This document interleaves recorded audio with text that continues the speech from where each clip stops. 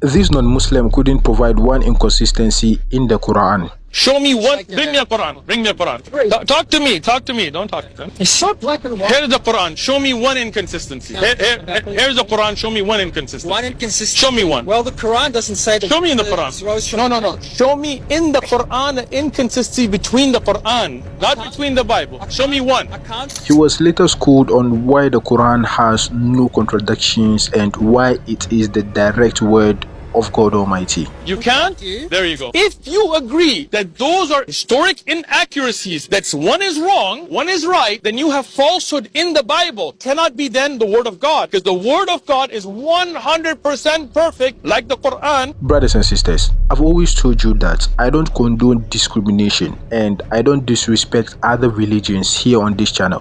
What I do is comparatively talk about other religion in relation to Islam. And so if this video offends you, I sincerely apologize. That is not my intention, because this video is for educational purposes only.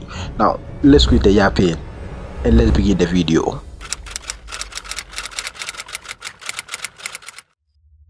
You cannot show me one inconsistency in the Quran, but I can show you 100 in the Bible. So what does that mean? These are the words of men, and as men error, they have those errors. They cannot both be. The raw could not have been not there and there. That means one of them is wrong. And when you see something that has falsehood, then leave that which is errored and follow that which is perfect. Thank you very much. Have a good day. We all know the Bible and the Quran. These two holy books were given to two different prophets according to Islamic narrations. But over the years, people have raised issues about their messages, especially those attributed to Jesus, peace be upon him. Show me in the Quran an inconsistency between the Quran, not between the Bible. Show me one. I can't. You can't? There you go. And know this, guys, we Muslims don't ignore the Bible. In fact, we absolutely acknowledge the existence of a holy book called the Injil, which was given to Jesus, peace be upon him. But here's the reality. The book we call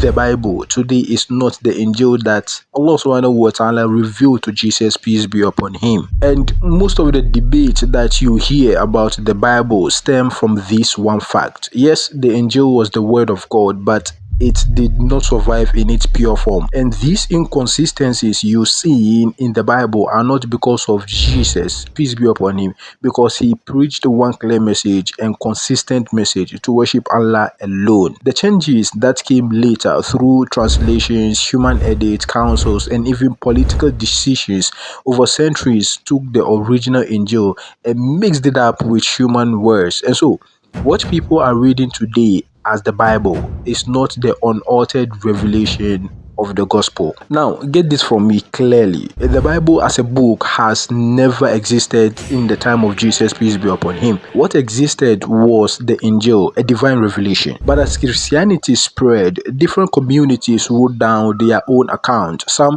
wrote stories and some wrote letters, and others also recorded hearsay. And later, church leaders compiled these writings into what we now call the Bible, because the word Bible itself simply means a collection of books from the Greek word Biblia. And indeed, that is what it is. Not one book, but a library of writings, often contradicting each other.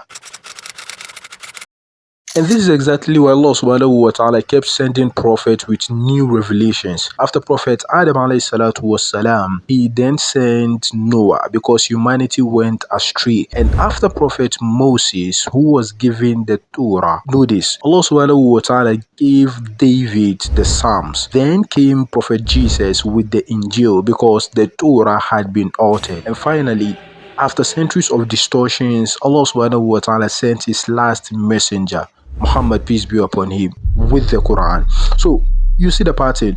Every time the previous scripture was lost or changed or even corrupted, God Almighty sends another prophet with a new book confirming the previous book in order to guide mankind back to the truth. So it is the same thing that happened to Prophet Muhammad. The only problem is he is an Arabian and he was the final prophet, which means the Quran had to be preserved forever. And that is why Allah subhanahu wa ta'ala himself guaranteed he is going to protect the book. And you cannot show me one inconsistency in the Quran, but I can show you 100 in the Bible. So what does that mean? These are the words of men. And as men error, they have those errors. They cannot both be. The raw could not have been not there and there. And here lies the difference between the Quran. It is not a collection of human writings. It is the direct word of Allah subhanahu wa ta'ala, revealed to the Prophet and preserved word for word. Now Allah subhanahu wa ta'ala himself promises in the Quran, saying that indeed it is we who sent down the Quran,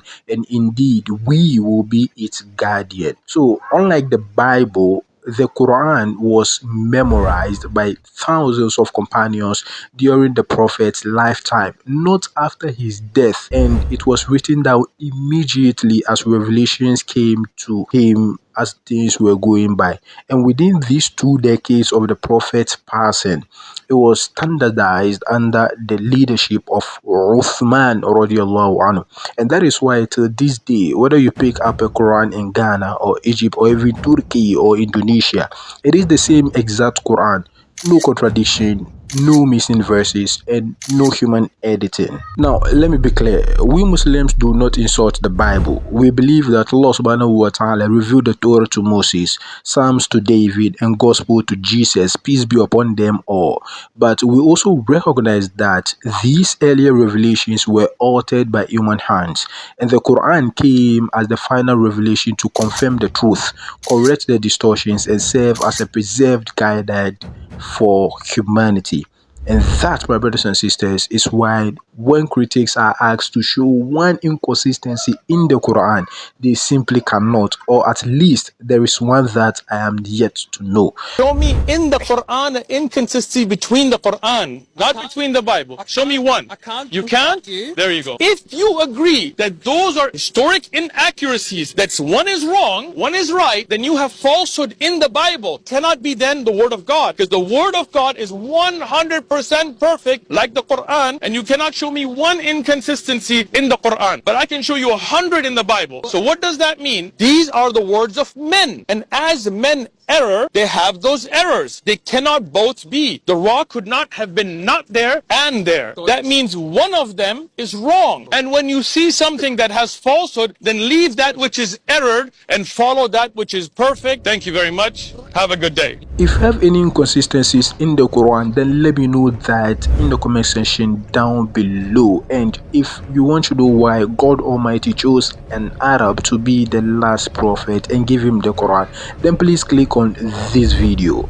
Don't forget to subscribe to the channel, and I'll see you in the next video. Assalamu alaikum.